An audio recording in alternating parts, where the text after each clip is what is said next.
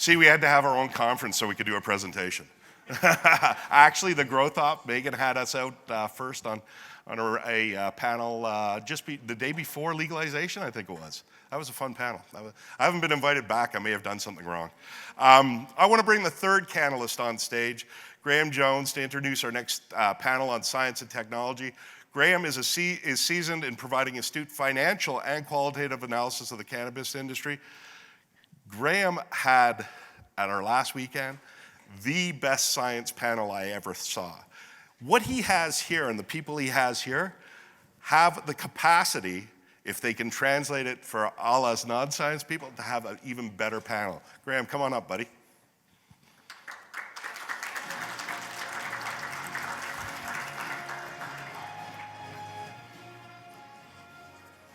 Thanks, Greg. Just the green button, buddy. Have fun. So I'd like to start off by thanking the sponsors for our science panel. It's WECann Solutions. I'm honored to be able to bring you a panel of plant scientists from both academia and industry with really diverse perspectives. We have scientists with decades of experience of working on cannabis and other plant scientists who have decades of experience of working with plants who have recently transitioned to cannabis. So really quite a diverse selection of plant scientists. I'd like to welcome them to the stage so they can introduce themselves. They're all shy.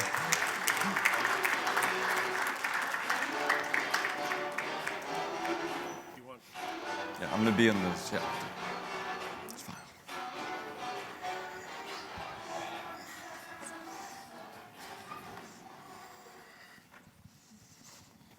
So Igor, please start by introducing yourself. All right, is it on? All right, so I am Igor Kovalchuk. I'm a professor at the University of Lethbridge. I am a founder and Chief Operating Officer of InPlanta Biotechnology. So it's the first nursery licensed company in Canada, and yeah, that's it. Nice. I'm Ryan Lee. I'm a plant breeder. Been working with cannabis for, I don't know, 20, 25 years, kind of from a scientific point of view. Worked internationally doing IP development and breeding specific chemistry profiled plants. And I now founded the company here in Canada called Chimera Health. Shelley? I'm Shelley Hepworth. I'm a professor of biology at Carleton University in Ottawa. I bring an academic perspective to the panel. I became interested in plant genetics back during my PhD. I did back-to-back postdocs, and my research lab at Carleton studies the genetic basis of plant architecture traits that are important for crop yield. We recently became involved in cannabis research when Katya Budko at Canopy Growth approached us to help become involved in this project to develop cannabis plants with more than 2 sets of chromosomes as a way to increase the genetic and also chemical diversity of their products. And here we are. Yeah, hi, I think your mic is off. I'm Jonathan Page. I'm the Chief Science Officer of Aurora Cannabis, which is one of the big players you saw on Craig and Molly Time's graphs there. We have a big facility about 10 minutes walk from here, 5 minutes drive. I'm co-founded a company called the Nandia Labs, which was a leading cannabis science company and did cannabis testing, which was acquired by Aurora last year. And I'm interested mainly in the genetics of the cannabis plant and how genetics control biochemistry.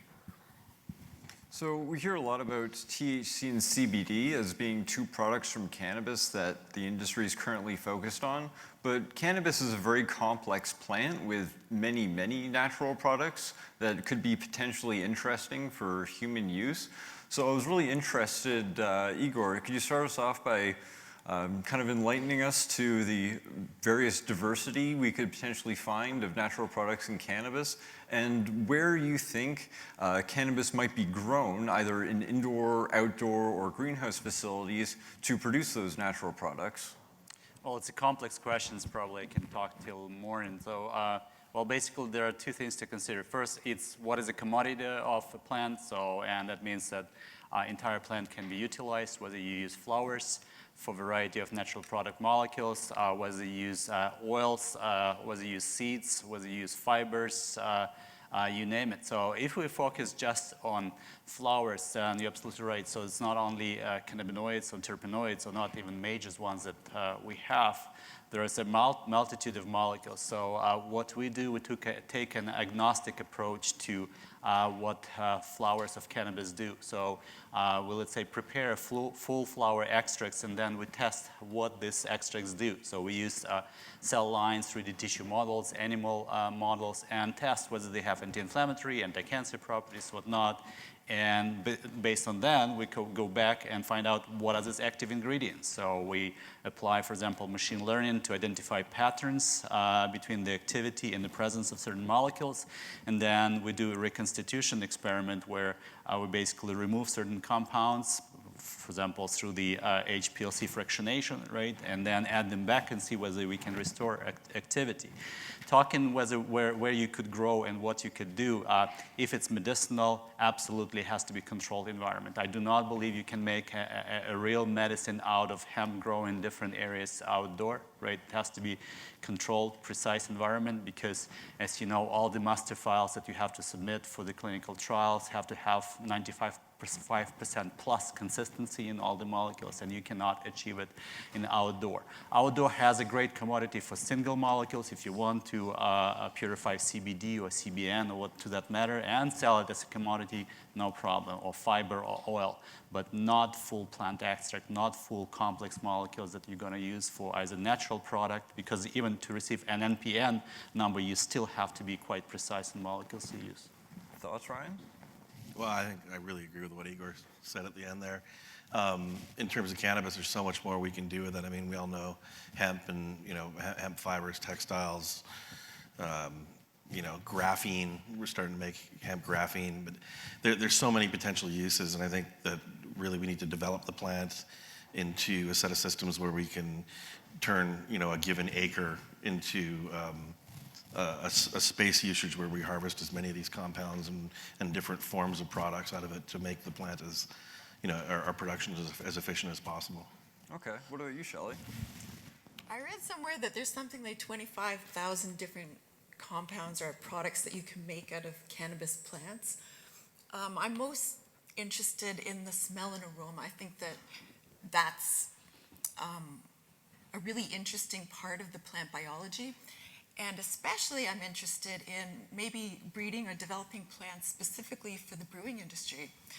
Those flavors could give a bitterness similar to hops, and I think that's a really exciting area of plant breeding that could take place. I come out of the cannabis drug world, but with the industry migrating from CBD production in the drug form to now the allowance for CBD isolation from hemp, I think, my viewpoint is expanding to include hemp more, and I think it's sort of remarkable that, hemp protein powder, which is sort of not unique, but has the advantage that the amino acid content is balanced, which is why it ends up in like smoothies and weightlifting gyms and things like that. And I mean, everyone saw this, what is the company that did their IPO, Beyond Meat or whatever, that doubled in price? Like we're seeing this resurgence or renaissance in plant-based protein. And so I think hemp is poised to offer a lot more than this kind of narrow world of hemp hearts that we've done in Canada very successfully for a couple decades, and then kind of a burgeoning CBD product area for single compound. It's not obviously an extraction for filling vape pens with high quality oil or something, but for hemp for protein is going to be quite interesting in the next 5 or 10 years in Canada. And could that be grown outdoors, or do you think that'd be the best model for it? Absolutely. I mean, it's a, if you talk to farmers, this is a crop that it's grain hemp. You drive a combine over that field in the same way you do with canola or soy or what have you.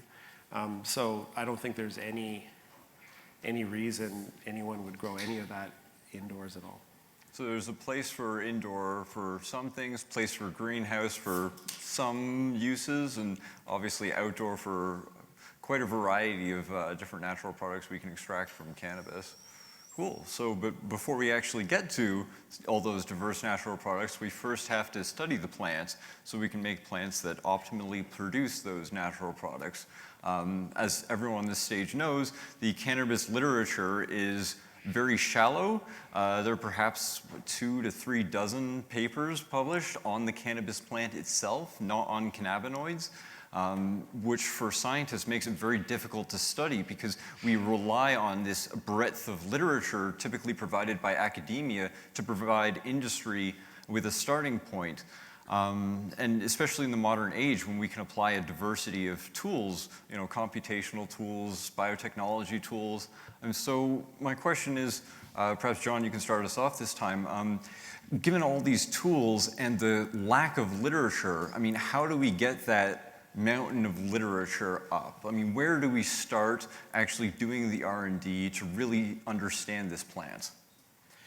Yeah, I mean, certainly there is a knowledge gap. I've sort of spoken and written about that. And I mean, most of it comes from the fact that, you know, prohibition meant that, you know, consumers couldn't get access to the plant, but scientists couldn't either.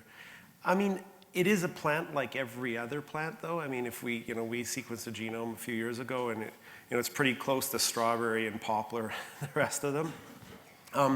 But it's the special things that cannabis does, like make bast fiber in a fiber sense, or, you know, produce cannabinoids that make it unique. And you really need to study that plant to understand those processes. And you know, you can't go to analogs like tomato or something. So I think really what we need in Canada is a better ecosystem around cannabis, where, you know, there's got to be university labs working on it. Government labs. I used to work at the National Research Council and actually did cannabis research there, and it was like getting permission to do that was like pulling teeth at the time. And I think, you know, despite the fact that I'm, you know, industry guy in big weed right now and doing science there, I fully think that it shouldn't just be industry with the licenses that allow the R&D. We need the public sector to balance that out and make discoveries that can maybe be translated through into commercial outcomes. And you know, of course, we want partnerships in that case as well. But I think Canada is actually, it's actually kind of disappointing that we've had legalization, but we haven't seen the ability to get many new labs licensed in the last 6 months. I fully expect they'll come online fairly soon, but so far, you know, Health Canada has had their hands full with other licenses, and we heard licensing news today, but certainly we've been blocked mainly as researchers to this point. Well, Shelley, maybe you can talk about some of the hoops you had to jump through to study cannabis. Yeah, there's not a lot of genetic resources out there. Still, the genome is really hard to access. There needs to be way more public databases that are available. There needs to be more papers. When we were working with our cannabis plants, we needed a control. We wanted to have a plant where it had been worked with before, but it was really hard to get a hold of that plant because it was across the border in the USA, and that really slowed us down. So more sharing of material and public knowledge would be really, I think it would accelerate progress profoundly. Ryan, are there any gaps you see in Yeah, well, I mean, again, all this stuff comes as a result of prohibition, right? Cannabis has been kept out of all of these systems for almost 100 years. And, you know, Jon was talking about these genomics programs, and that kind of stuff is usually done through, you know, a consortium of companies or groups that are all co-funded together, and they each, you know, tackle small pieces of the project that gets, you know, done collectively, assembled collectively. And that hasn't happened in cannabis just for a number of reasons. You know, with the Liberal government having implemented the system, they're really, you know, I think that they feel a lot of pressure from, you know, especially given in this election year that, you know, we have these other, they can't talk about cannabis in a positive way. And like Chuck was saying this morning, you know, it's hard to get that messaging out that the system that we've created is actually doing something good, because it's really an opportunity for the other parties to kind of whack them on the head. And so to hand over $50 million or $100 million to establish a fund to allow people to research cannabis and do the work is really just not palatable from a political standpoint.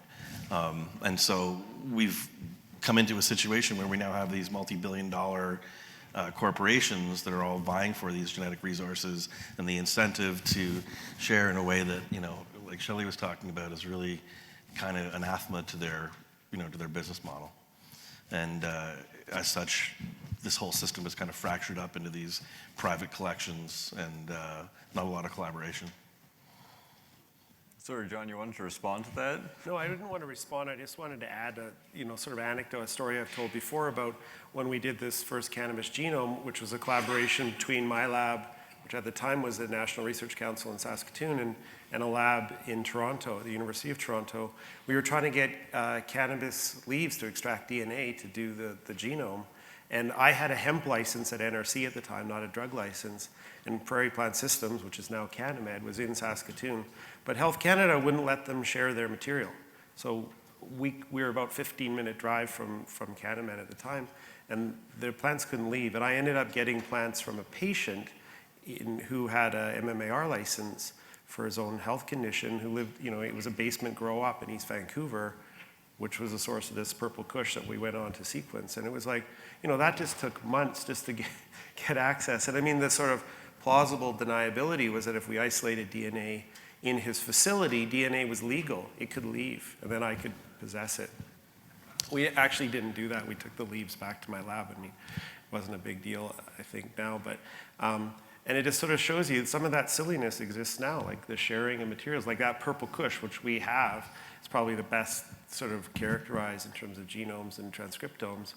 And I mean, I'd be willing to share. I don't have any sort of proprietary interest in controlling that, but it's just hard to get it out to other researchers. Well, you publish the genome, so that's sharing. Yeah, I mean, that data is all public. In both cases, there was, public sector research funding behind it. And the 2011 genome and the improved one we put out in 2019 have both been made publicly available. And in fact, people are continuing to download it and do whatever stuff. The sort of first reconstitution of cannabinoid biosynthesis in yeast that was published in Nature this year used the transcriptome from that project to mine genes. Perfect. What about you, Igor? You actually exist in both worlds, in academia and industry simultaneously. Right. And not only that, but I'm also on the crossroad of the plant genetics and breeding and medicinal. So, right. So, and the way I see that it has to be done. So, okay, we have a plant that has to be studied, and now the knowledge has to be moved into breeding and production and agricultural component and into the medical, right? And the problem is that there is a disconnect in both worlds. So if you talk about any medicinal properties, as panelists mentioned before, it's been done mostly on cannabinoids, right? So in our basic tests in the lab demonstrated that the cannabinoids as CBD and THC are about 10 times less potent at the same concentrations when they are present alone in the solution or in combination of all other molecules in the flower. So all our anti-inflammatory, anti-cancer, skin regeneration, for example, tests show that if we use a flower extract, let's say, that would have 10% CBD, we need 10 times less concentration compared to pure CBD in order to get the same effect. That means we have no idea what's happening. Moreover, when we run machine learning on 100 extracts from different cultivars, the machine has problem to identify what's the pattern of active extracts versus non-active. That means that the interaction is so complex that we cannot immediately say what's active or not. And when people say, well, take this cannabis, it's anti-inflammatory, that's complete BS, right? So you have to analyze what it actually is and find out why it is. And given just pure CBD and say that it has all the medicinal properties is wrong again. So until all of this research is done with the proper genetics, proper breeding, proper movement of these extracts from the lab who actually do the breeding, understand all the genetics of the plant, to the people who actually do medicinal studies, until this connection exists, we cannot do proper science. The problem with all the medicinal is that these people mostly don't have licenses, they don't know how to get it, they don't want to deal with it. No clinicians want to touch the licensing, permitting, and whatnot.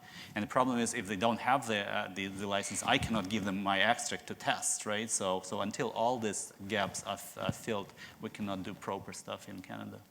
So we've talked a lot about the regulatory issues around cannabis, but cannabis is a complex plant, so I was wondering if we could talk a little bit about some of the challenges of working with cannabis, the plant itself. I mean, is there any sort of unique or potentially really challenging aspects of physically working with cannabis to do basic research? Ryan, have you noticed anything? It's just always been my plant, so I don't really think of it that way. It's, the cannabinoids themselves being really sticky molecules, I think they present a whole series of challenges in terms of not only formulation, but analysis and, processing, everything that has to do with, harvesting and turning these compounds into either recreational or, medicinal molecules that we're going to play around with. The fact that they're oil, alcohol soluble and not water soluble, that really has presented a huge challenge into developing cannabis into a CPG product. Okay. What about you, Igor? Have you noticed any challenges working with cannabis? Well, it depends from what perspective. So if you think just breeding and how we can improve varieties, a lot of techniques that are easy to use, like mutagenesis, crosses, getting inbred lines, are more difficult in cannabis because you don't have male and female flowers present on the same plant, so except some hermaphrodite varieties. So you always have to backcross to some varieties. Plus, because there is a lack of information for many varieties, in order to produce a plant that would have unique characteristics consistently is not easy. Additional complexity on the level of the synthesis. So we believe, let's say, that we can knock out, for example, a THCA synthase and get pure CBDA plant or CBD plant is impossible because we learned recently that CBD, for example, as an enzyme, is able to convert CBGA to THC and to CBD as well. So this complexity in terms of biochemistry of the plant doesn't make it easy to operate. And in addition, because many molecules compete for the same receptors, if you look CB1, CB2, or other G-protein coupled receptors, most of the terpenoids are able to compete with THC to bind to the receptors. And since we don't have an understanding of complexity, simply because not sufficient number of inhibitors being synthesized to show that they can antagonize specific compounds so that you can learn additive effects, it becomes a nightmare. But that's why I love the plant, because nothing is known, pretty much, right? Jon, from your experience of working with cannabis? I'm a little bit like Ryan. It's been my plant for so long in the lab that I haven't, I just think of it as normal. But I do support what Igor said in the sense that, if you work in soybean or you work in Arabidopsis, which is kind of the lab rat of the plant genetics world, there's thousands of labs across the world that have been optimizing methodologies and protocols and sharing resources. And there's just so few labs working on cannabis that we haven't had that sort of, crowdsourced research effort to develop tools. So, there's a lack of the sort of basics in plant research for cannabis at this point. On a purely practical level, it's dioecious, meaning there's a male plant and a female plant, and you don't have to worry about, pollen getting out, and that can be a little bit tricky because pollen from cannabis is windborne, so it's tiny, 20 microns. It's not like a big fat canola pollen grain that sort of falls on the floor. So it just blows around and gets into trouble. And the other thing is the smell. We all hear about headlines about, different licensed facilities stinking up neighborhoods and greenhouses with poor ventilation and stuff.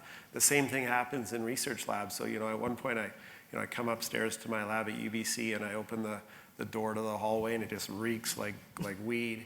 And, there's some sort of problem with a filter or whatever. And that's okay until, your colleague down the hall tries to call the campus police or something and figure out what's going on. So, there's practical issues with cannabis that you don't get with other plants in the lab. Shelley, did you notice anything in your 2 years of working with canopy? Yeah, so we can't grow plants on site at Carleton because we don't have a license. So that meant a lot of going back and forth, and that was kind of tricky there. I would like it to be much easier to grow plants at a university, but of course, then you need money to upgrade the security and all those different things. So it is challenging. Also, I would just like to echo that there's very few basic tools out there for working with cannabis. So it could be an advantage because any experiment that you do has a lot of impact in the field if you're allowed to publish that. And I think that I would have to say that Katya at Canopy Growth has been very progressive because she did allow us to publish our method. So it's out there in the public domain now. That's great. Good. One more thing. I think, we're talking about the difficulties of the plant, but I think we really got to face the fact that it's not the difficulties of the plant, it's the difficulties with the stupid rules that we've created around the plant in the last 100 years. And really, we need to grow up and start treating this as just another plant like any else. And for sure, it does have some challenges because it's intoxicating, and we got to be careful that doesn't get into the hands of young children and stuff like that. But really, I think that most of the problems that we have, that we're all talking about, smell and everything, these are just echoes of prohibition, right? How is it that any person in Canada can grow cannabis indoor, and I have to go through the background check as a researcher to touch a plant? Crazy.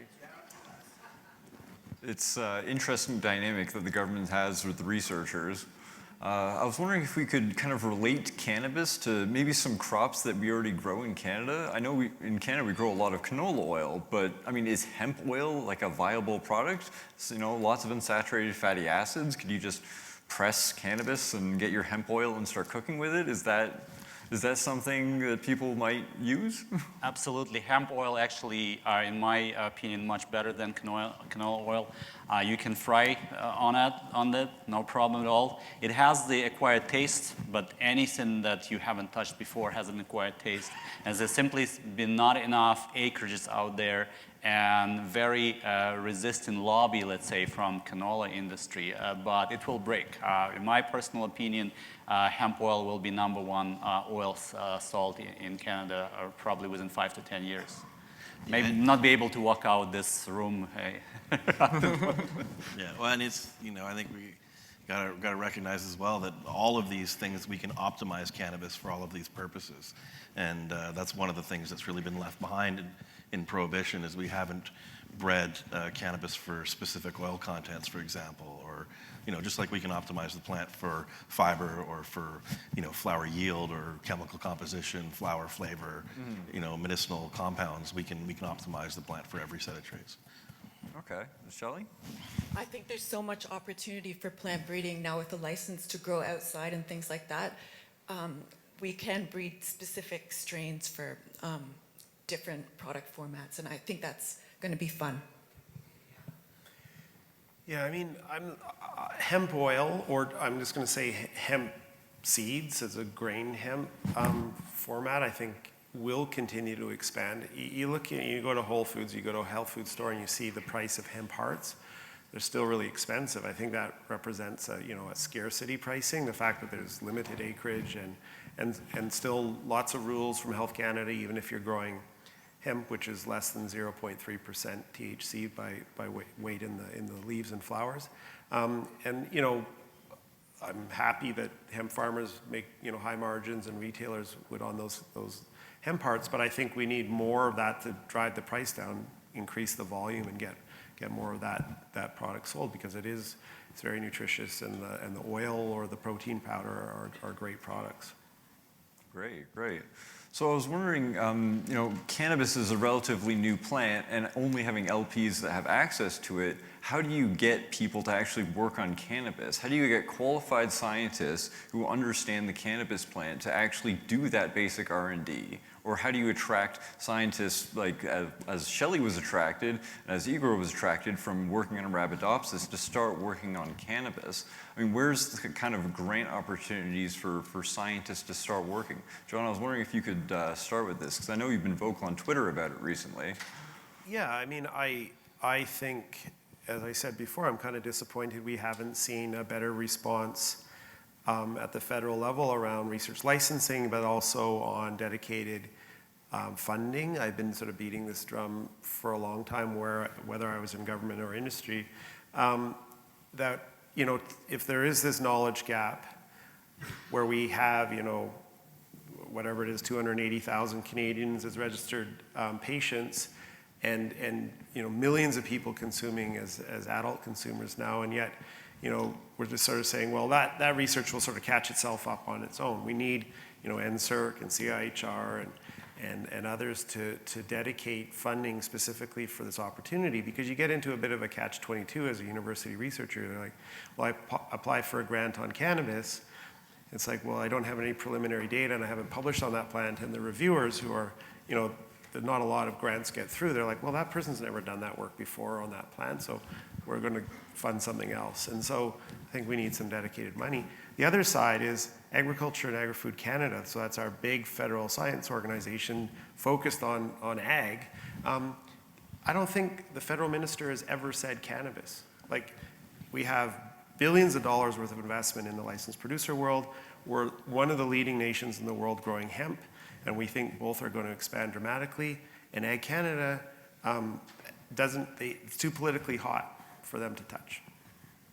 Super disappointing. For a fiber plant. For a fiber For plant. anything. Fiber, seed oil, what have you. I mean, the Farm Bill in the US is allowing that country to jump ahead really rapidly, and the USDA is publishing new regs on that, and AFC doesn't want to touch it. Is it difficult for you to find funding, Shelley? I mean, despite the partnerships, just actual money from other government sources. Yeah, I would have to credit cannabis with making students for maybe interested in plant biology again. It's been a plant that has brought many different people together. I have no shortage of students that want to work on cannabis. But of course, my discovery research is not about cannabis, it's about other crops. I think that these partnership alliance grants that are available now, where companies of any size can partner with an academic person and do a project together, is a really great way to train future leaders in the cannabis research industry. So take advantage of that. These are the young, best minds, and we can help mold them for whatever industry needs in the future. Ryan? No, Any input on that? no, I'm going to pass on that one. Igor? Yeah, so the two parts. So first of all, obviously there need to be political will to declassify cannabis for researchers, because most of the researchers that I know that much better than me in the basic research, they will not touch the plant because of all the regulatory things, right? They have to collaborate with someone. So, and also the problem is, it doesn't matter whether it's hemp or cannabis. If you want to research it, it's the same restrictions, the same license, right? And the second, I want to echo on the money. Yes, so there are a lot of partnerships, money available that allows you to leverage your money 1 to 2. So that is, if you want to spend $600,000 studying something specifically in cannabis, you can spend $200 and the government will give $400. So it's probably great leverage. They just announced this, so it will start from June 1st. So hopefully it will create a bit more splash, right? Some new opportunities. Yeah. Though I would add on that, I mean, and again, I wear an industry hat most of the time. What those type of partnership programs do, and I've used them and I think they're great and I fully support them, is fill the gap almost on the sort of translational side, because you're supposedly solving an industry problem. Some of that can be worked backward into basic research, but we do need that basic research funding, which is essentially no strings attached on, sex determination in cannabis, which has got this unusual chromosome system, is a bit of a hard one to get industry money on. So my last question for you as panelists is, when the U.S. changes its tune on cannabis, do you think that'll help the Canadian government kind of, if the U.S. starts funding all these hemp projects with government money, do you think the Canadian government might see that and kind of follow suit in their change? I mean, is there a connection in North America between the U.S. and Canada and doing basic research on the plant? Igor? Well, I would sure hope so. Look, we had an advantage for a number of years, but last year, U.S. quickly passed the laws, and now they have cosmetics on every shelf with CBD. And we don't have even legislation on this in the country. So we're suddenly, being 5 years ahead, we are 2 years behind. So right? So everything, almost everything in cannabis is the political will of the government, right? So, and if they will stop fighting each other and try to help people, that we all will benefit. Well, there's still this stigma associated with cannabis, right? I mean, there's this, our political system is derived from a British parliamentary system, and it's, there's a little bit of this whole, the impropriety of it all having to do with cannabis, right? And I think the government really needs to realize that we're no longer living in a prohibition world, and that we need to, we need to start treating the plant differently. We need to start treating people and our relationships with the plant differently. So you think the U.S. advancing their acceptance of it might help? Their way, I don't know it will, because again, we have a very, our current political leaders are caught in this dance where they feel like they can't say certain things publicly because they're going to get spanked by the opposing political parties just for speaking of cannabis in a positive light, and that really puts us in a pretty dark space. What about you, Shelley? I think that there's a lot of sources for agricultural funding in the US compared to Canada. And I think if they do legalize, they're going to kind of dwarf our ability to perform basic research. So Canada should be ahead of the game, make it much easier to do basic research on the plant, and put more funding into that if we want to remain a world leader. Yeah, I'm not really sure. Back to your original question, Graham. Like, do the changes in the U.S. sort of cajole Canada into doing something faster? So far, I don't think they have in many areas. I think there's a lot of independence, and I think, Chuck Raffici this morning referred to the fact that the federal government sort of stuck its neck out with legalization, and then like a sort of turtle that sort of pulled the neck back in and doesn't want to do anything more. There's this kind of like, sort of almost inability to celebrate that success further because they've spent political capital to get there and they don't have much more. And it was interesting, Jerry Butts, who was the, he was a chief advisor to Justin Trudeau, and he resigned over this SNC-Lavalin stuff, and he tweeted on 420, like, hey, this is great. Think of all the people who are not going to be arrested from legalization. And it was kind of a breath of fresh air, but he had to leave government before he could say that. Yeah. And I thought, good on him, but I thought it was surprising that we waited for him to leave to do it. Well, thank you very much. I'd like to open the floor to questions, please. If anyone has any questions?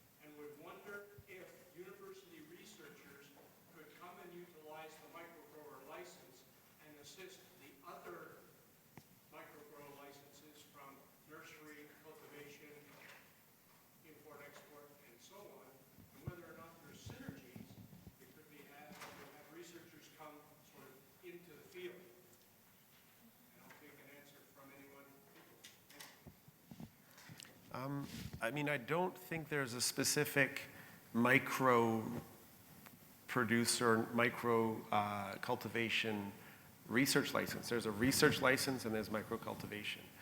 And one of the things about cultivation for any consumer use, be it patient in medical sense or adult consumer, is that R&D, the products of R&D do not go out to consumers. It's kind of like, a pharma-like wall. So you would actually, if you had a facility that had a collection of microcultivation licenses, there would have to be a specific research license at that site in addition to those licenses. I mean, that doesn't mean you can't play with lights and play with nutrients, do that kind of research, but research that might be useful to university researchers would probably need a dedicated license from which material could then go back to their labs.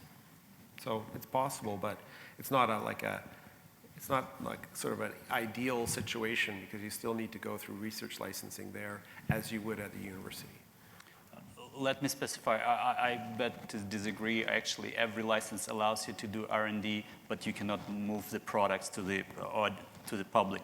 If you have and demonstrate that your separate facility does not interfere, like in one building I have hemp cultivation license, I have a research license, I have a nursery license. I just had to specify how there is no cross-contamination. Right. So actually your model is okay, right, as soon as you can demonstrate that you prevent this cross-contamination and doesn't go to the customer. Yeah, there's a lot of different types of research that you can do. I mean, one thing that hasn't really been done properly in Canada is stability studies of products, CPG packaged products, right? And we're about to unleash onto the Canadian public a whole series of products from edibles and oils and extracts of all different types. And, to my knowledge, no one in Canada has really studied specific types of packaging and how that packaging influences the storage conditions and the life cycle of that product, right? And we've been running some of these experiments in the States for, since 2013. So as far ahead as we are in Canada financially and in terms of markets and sophisticated companies, I think that there's still a lot of very low-hanging fruit to do research-wise, and maybe that might be something that you'd look into. Hi, thanks for all your knowledge and for sharing the knowledge. One of the things that's in my head listening to you speak, so Canopy has gone in and they've invested in Aurora and in Andia and all that kind of stuff. There's a lot of information that's yet to be unleashed on cannabis from a health and from a science perspective. Who owns that information? And who's keeping everyone at bay to make sure that they're sharing relevant information? The tobacco people knew for a long time it was cancer causing, but nobody came out forward. It's now just being said. So who owns that information, and who's controlling it for the betterment of all society? Money owns information. Yeah. Yeah, and I think that that's really what Jon was speaking about when he said, that we need publicly funded research initiatives that allow that information to be part of the public domain. Because when you do, it's one of the issues when you have a situation like we do now, where all the research is being done in-house, private R&D, it becomes intellectual property, and that's never shared with the public. I think one of the things, though, is that, the cannabis industry being so new, it hasn't hopefully developed the bad habits of those industries like tobacco and big pharma. And it's coming sort of age rapidly when the abuses of those industries have already been exposed. I mean, you open the New York Times and you see, CEOs of OxyContin, opiate producing companies being perp walked across, courthouse steps. So I think there's a change in the world. And I think the other thing is, big cannabis companies may be really aggressive and competitive, but they're also, focused a lot on doing some good too, right? And so I think there's kind of a better attitude. But I do agree. I mean, Aurora's doing research that if it's beneficial to us, we will share it when the time is right. And if I'm doing research with academic funding, I'm going to try to get that paper out and get that stuff presented at a conference right away. So we need to have both. And industry competitiveness is important for economic growth too, but getting that information out is even more important. Well, there is, and it's not all negative. There's a lot of really good benefits that come from it, and you see it anecdotally in society every day. And so it is, we just need more research and make sure that the information gets out there. Yeah, there's no innovation without research. right? So when you put money into innovation, you want to protect that. So that's why we see a lot of information come out in patent filings, right? It's the first time that information sees the light of day. But you protect your IP. If you don't spend money doing research to understand something to gain a competitive advantage and then give that information to the competitors, right? I think that's, one more? Okay. I'm curious, we've heard a lot about how we're still catching up here in Canada in terms of R&D and the processes to streamline that. Is there any other international folks that are ahead of us or that are leading the pack or setting an example and so what are they doing that differentiates their R&D process and what are the research pieces that they're working on that are really interesting to you on the panel? In terms of genetics and breeding and stuff, so probably we are one of the top, but if it's medicinal, Israel, for example, is way ahead of us, right? So they were rapid government legislation that allowed them to do this long time ago, and they were easing it day by day. So unfortunately, we are behind everything medicinal.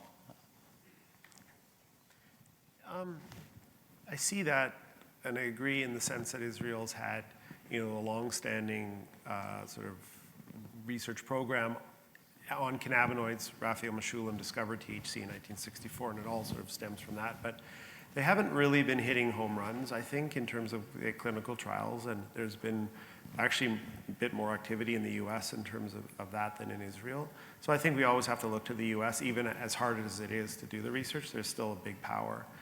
Interestingly enough, I see Australia as kind of a burgeoning site for research, more on the plant side than clinical trial side, because I think they didn't go through, what benefited Canadian patients was years of court battles to get access.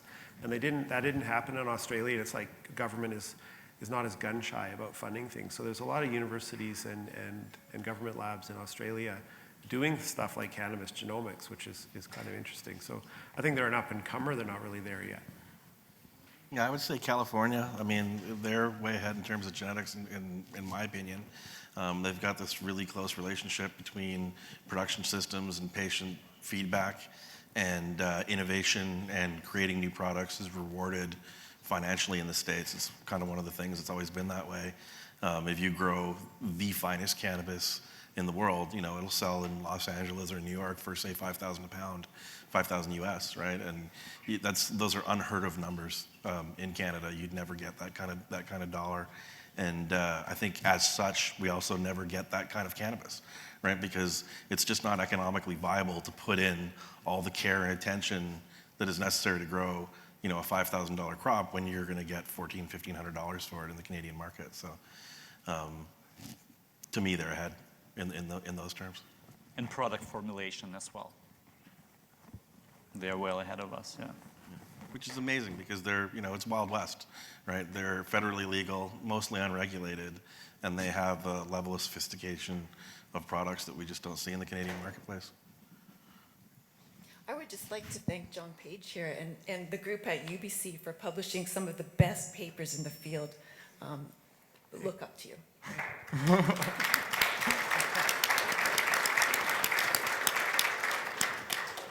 On that note, I'd actually like to thank the panelists. I mean, I could sit here and just listen to them all day for weeks, but unfortunately we're limited on time, so please join me in thanking them for everything they're doing.